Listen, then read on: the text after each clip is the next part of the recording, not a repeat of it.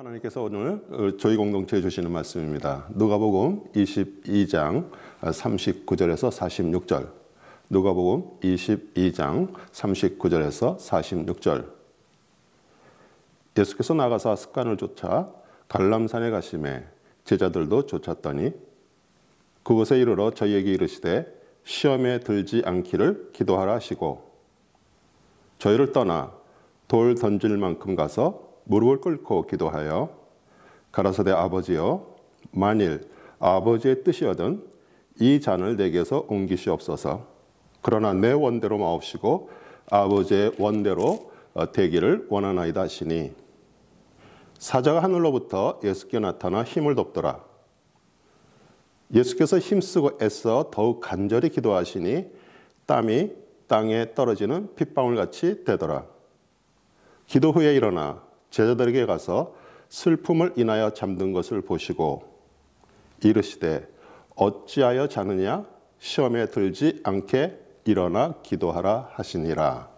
아멘. 저는 오늘 본문 말씀을 가지고 내가 원하는 것과 하나님이 원하는 것이라는 제목으로 말씀을 증거하겠습니다. 우리 부모님의 통제에서 벗어나 자유롭게 살기를 원하는 자녀들에게 내 인생은 나의 것이라는 노래가 큰 인기를 얻었던 때가 있었습니다. 사람의 인생은 항상 그 선택의 갈림길에 서 있는 것 같습니다. 그래서 자신이 선택해서 인생의 길을 따라 살다가 가끔 가지 않은 길에 대한 아련한 마음을 가지고 그리워하기도 합니다.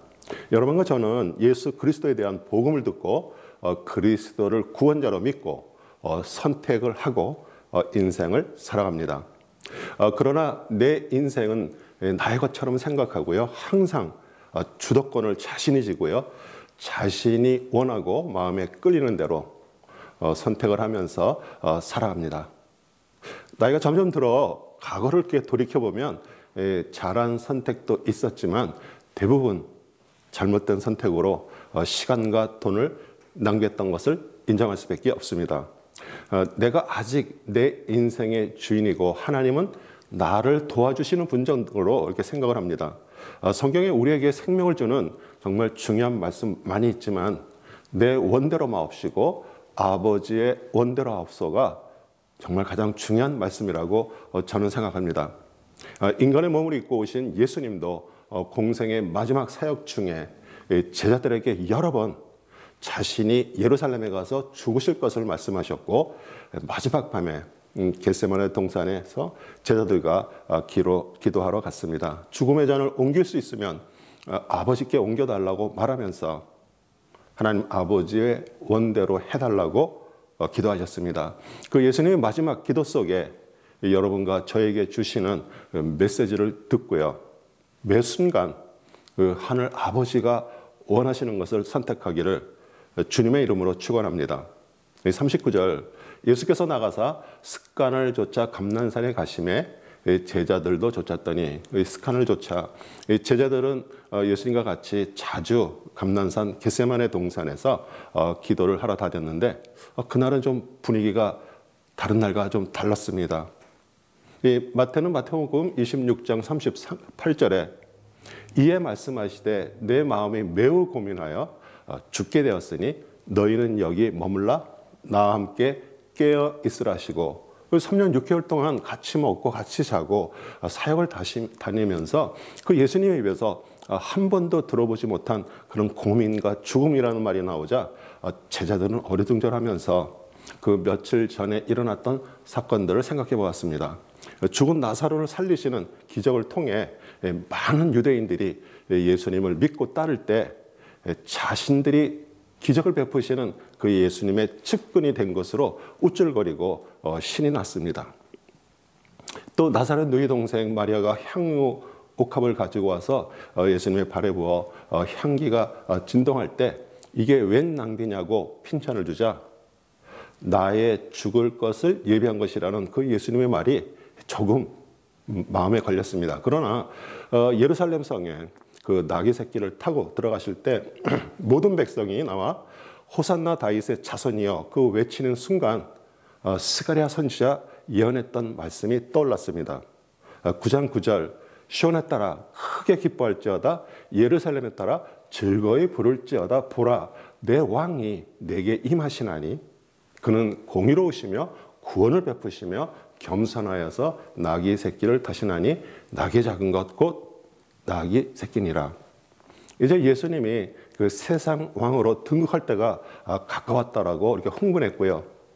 겟세마네 동산에서 그 왕으로 등극하실 때 자신들에게 할 일을 나눠주실 것이라고 기대를 했는데 이제 죽게 되었다는 말에 제자들은 심히 놀랐습니다. 40절 그곳에 이르러 저희에게 이르시되 시험에 들지 않도록 기도하라 하시고, 우리 밖에서 오는 시험 같은 유혹은 뭐 거절하고 막을 수 있지만 그 예수님의 말씀하시는 시험은요, 그 마음 안에서 불어오는 시험입니다. 그 하나님의 아들이신 예수님이 세상 왕이 될 때 한 자리 차지하여 세상적으로 성공하려는 마음이 깨진 것에 대한 시험입니다. 우리의 신앙생활과 이렇게 비교해 보면요, 하나님 예수님 열심히 섬기고 따르면 축복을 받는다고 믿었는데 오히려 교회를 다니지 않고요, 세상적으로 살 때보다 더 어려움이 찾아와서 시험이 됩니다. 사람은 극한에 힘들고 그 어려운 문제가 생기면 기도도 잘 되지 않기에 기도는 평상시에 하나님과의 계속적인 관계를 쌓아가는 것이고요. 모든 사건이 일어날 때 하나님께 묻고 점점 깊은 관계로 가면서 우리는 시험에 들지 않습니다. 41절 저희를 떠나 돌 던질 만큼 가서 무릎을 꿇고 기도하여, 그 예수님의 그 인성을 부인하는 자들을 적그리스도라고 말했듯이 신성만 가지고 계셨다면 우리 인간이 할 수 없는 것을 하라고 믿고 따르는 자들을 놀리는 것과 같습니다. 예수님도 죽음을 앞에 두고요, 고민하고 두려워하셨고요, 우리에게 죽음과 같은 그 고통을 이겨낼 수 있는 방법도 말씀하십니다. 이 하나님 예수님을 겉으로 종교적으로 믿는 기독 종교인을 하나님은 원하지 않으십니다. 예수님의 그 십자가의 죽으심으로 자신의 죄가 제거되었고 믿고 고백하면 하늘로부터 성령 하나님이 내재함으로 신적인 존재, 그 하나님의 아들, 딸들이 됩니다. 요한복음 10장 35절 성경은 펴지 못하나니 하나님의 말씀을 받은 사람들을 신이라 하셨거든. 그 하나님의 말씀을 받았다는 것은 그 말씀이 육신을 입고 오신 분이 예수 그리스도인데요, 우리 예수 그리스도의 그 영, 성령님이 마음에 오신 것, 그 거듭남을 말합니다. 이 하늘로부터 다시 태어난 사람이 되면요, 존재론적으로 신의 아들, 하나님의 아들, 딸이 되었습니다. 예수님은 제자들과 조금 떨어진 곳에서 기도를 하시면서 제자들도 기도를 통해 그 앞으로 닥칠 그 환난을 스스로 헤쳐나가는 힘을 하늘로부터 받기를 원하셨습니다. 42절 가라사대 아버지여, 만일 아버지의 뜻이거든 이 잔을 내게서 옮기시옵소서. 그러나 내 원대로 마옵시고 아버지의 원대로 되기를 원하나이다 하시니, 이 엄마 품에 안겨 눈을 맞추고요, 젖을 먹는 아기를 보면서 엄마는 정말 때 하나 묻지 않은 순수한 모습으로 자라기를 바라지만 이제 슬슬 자라면서 본능적인 악함이 드러나기 시작합니다. 이 하나님의 말씀이 육신화돼서 오신 예수님은 그 인간의 그 본성적으로 가지고 있는 죄를 제거하시러 이 세상에 오셨고요, 예수님은 공적인 사역을 하면서도 항상 그 때를 기다리셨습니다. 그러나 이제 그 십자가를 지고 죽으실 때가 되자 육신의 몸을 가지고 있었기에 그 처절한 고통을 감당하기가 두려우셨습니다. 우리 육신을 가진 우리도 그 예수 그리스도를 통해 그런 신적인 존재인 하나님의 아들, 딸이 되면 그 극한의 어려움을 통해 우리를 겸손하게 낮추시고요, 또 극복할 힘도 하나님께서 주신다는 확신을 줍니다. 율법에서 정해놓은 죄는 죽음인데 율법에 비추어 그 죄를 지었다면 그 한 마리 죄 없는 짐승을 가지고 와서 자신의 죄를 짐승에게 전가시키고 죽여서 피를 흘리고 번제단에서 태워 그 사라진 연기를 보면서 죄를 용서받습니다. 그러나 율법의 완성자로 오신 예수님은 자신의 몸으로 짐승을 대신하여 십자가에서 죽으시고 그 인류의 죄를 없애셨고요. 그것이 하나님 아버지의 뜻이었습니다. 히브리서 7장 9절에서 10절 그 후에 말씀하시기를 보시옵소서 내가 아버지의 뜻을 행하러 왔나이다 하셨으니 그 첫째 것을 폐하심은 둘째 것을 세우려 하심이라. 이 뜻을 따라 예수 그리스도의 몸을 단번에 들이심으로 말미암아 우리가 거룩함을 얻었노라. 그 첫째 것 짐승을 죽여서 죄를 용서받는 그 율법을 완성하셔서 둘째 것 예수님이 우리가 죄로 죽어야 할 대신 그 죽으신 그 은혜의 법을 세우셨습니다. 예수님은 죽음의 잔, 그 십자가에서 죽는 것이 두려웠지만 아버지의 원대로 죽음의 잔을 받으셨습니다. 예수님이 세상 왕으로 등극할 때 제자들은 서로 높은 자리에 앉고 싶어 보이지 않는 경쟁들을 하였습니다. 마태복음 20장 22절 예수께서 대답하여 이르시되 너희는 너희가 구하는 것을 알지 못하는도다. 내가 마시려는 잔을 너희가 마실 수 있느냐? 그들이 말하되 할 수 있나이다. 제자들은 예수님이 그 마시는 잔이 무슨 잔인지도 모르고 마실 수 있다고 장담했습니다. 여러분 한 주 동안 그 알곡체육의 말씀 내 원대로 마옵시고 아버지의 원대로 하옵소서 그 말씀을 묵상하고 마음에 품고 계시면서 하나님께서 어떤 마음을 주셨나요? 우리는 예수 그리스도의 그 십자가의 죽음과 부활을 통해 구원받고 성령 하나님이 마음에 오셔서 거듭난 하나님의 아들, 딸들이 되었습니다. 그러나 하나님 아버지가 원하시는 것이 아닌 것을 하나님이 원하실 것이라고 추측하면서 자신이 원하는 것을 주저함 없이 선택하고 살아갑니다. 그러나 어느 때인지 모르지만 하나님 앞에 그 진실의 순간이 찾아옵니다. 누구도 대신 결정해 줄 수 없는 그 하나님과 1대1로 마주하는 순간, 즉 그 기독 종교인으로 계속 살아갈지 아니면 그리스도와 같은 하나님의 아들, 딸로 살지 선택을 해야 하는 순간이 찾아옵니다.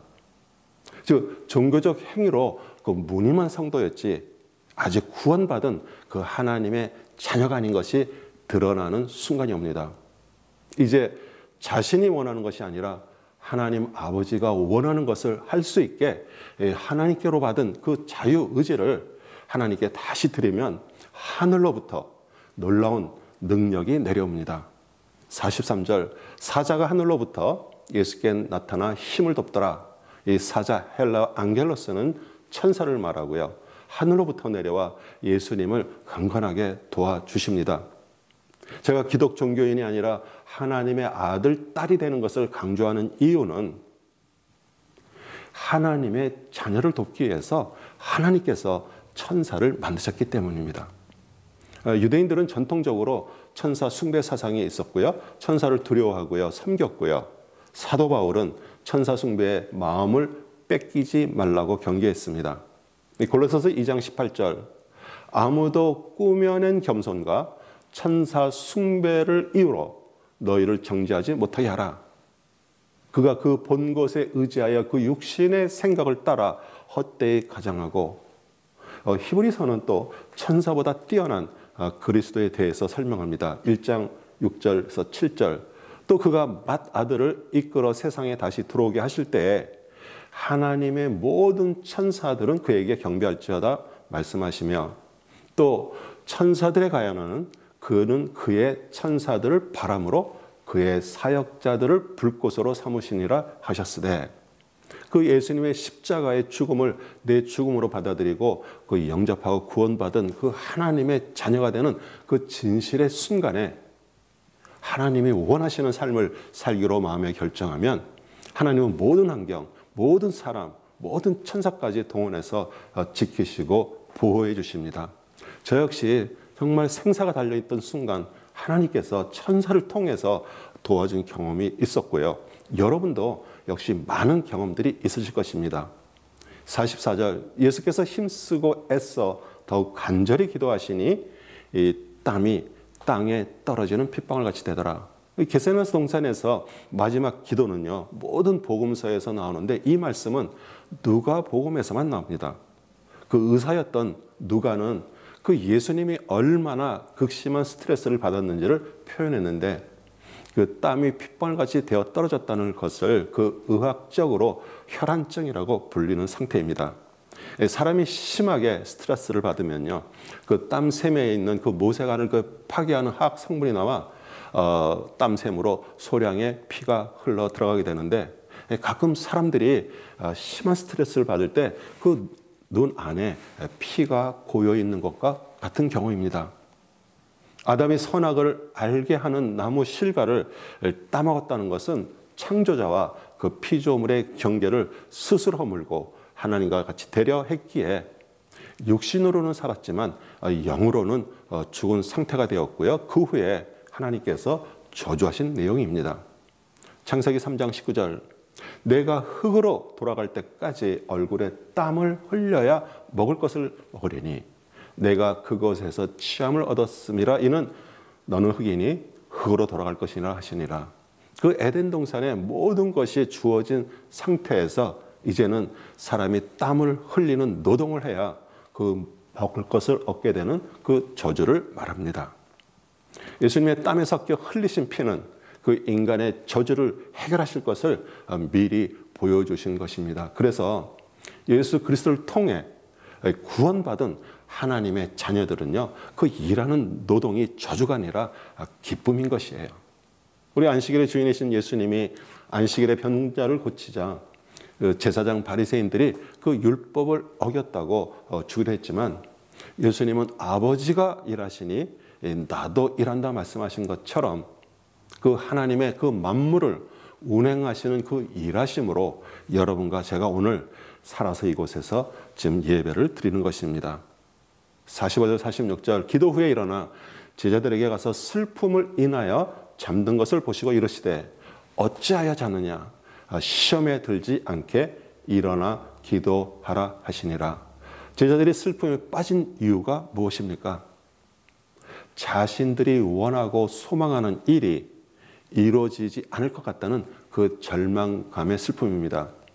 예수님이 세상 왕으로 등극해서 그 로마 제국의 통치에서 벗어나고요, 빵 몇 개만 있어도 축복 기도하시면 정말 먹고 사는 문제가 해결되고요, 그 예수님의 그 열무나 뷰 말씀대로 12고을을 하나씩 차지하여 다스릴 꿈이 산삭조각 깨졌습니다.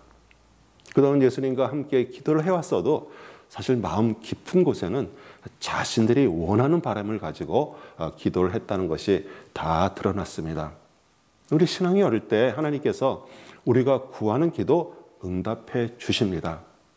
그러나 신앙이 조금씩 성장하면 이제 기도는 우리 여러분이 원하는 것을 달라는 것이 아니라 그 하나님이 원하는 것이 무엇인지를 물어보고 마음에 주신 대로 하나님의 뜻대로 삶을 살아가는 것입니다. 중요한 것은 어찌하여 자느냐라는 말씀인데, 자신이 자고 있다는 것을 깨달아야지 시험에 들지 않을 수 있고요, 기도도 할 수가 있습니다. 우리 세상 사람들은 양심에 따라 살고요, 눈에 보이는 것으로 살지, 이 세상에 일어나는 모든 것이 그 하나님이 관여하시는 것으로 생각하지 않습니다. 그런데 하나님을 믿고요, 그리스도를 통해 구원받은 하나님의 자녀라고 생각하는 성도들 중에도요, 어제까지 일어났던 일들을 하나님께서 하신 것이라고 생각하지 않습니다. 왜냐하면 자신이 원하는 대로 이루어지지 않았기 때문인데요, 그것이 영적으로 잠자고 있는 것입니다. 깨어있는 자는 과거에 일어난 일이 자신이 원하는 대로 이루어지지 않았어도요, 하나님께서 하신 것이라고 인정을 하게 됩니다. 그러면 시험에 들 것도 없고요, 그 하나님과의 그 관계, 기도도 할 수 있는 것입니다. 사랑하는 성도 여러분, 그 삶의 현재 일어나는 모든 일들을 결정하거나 특히 중요한 일을 선택할 때 꼭 하나님 앞에 물어보시기 바랍니다. 내가 원하고 소망하는 것은 이것인데 하나님 아버지께서 원하는 것일까요? 이렇게 물어보시기 바랍니다. 바로 결정하지 말고요, 선택하지 말고요, 그 마음에 품고 있으면 하나님께서 마음에 하나님의 뜻을 알려주실 것입니다. 그것을 원활하게 이루어지기 위해서 우리는 말씀을 생명처럼 읽고요, 기도를 하는 것입니다. 말씀을 생명처럼 읽은 성도만이 그 자신의 간교함을 깨달을 수 있고요. 자신이 그 두어를 가지고 외식하면서 하나님을 섬기고 있다는 것을 알 수 있습니다. 하나님이 하늘에서 우리 각자를 위해서 계획하신 뜻이 우리가 살아있는 동안 땅에서 점점 이루어지는 그 하나님의 아들, 딸들이 모두 되시기를 우리 주 예수 그리스도의 이름으로 축복합니다. 아멘.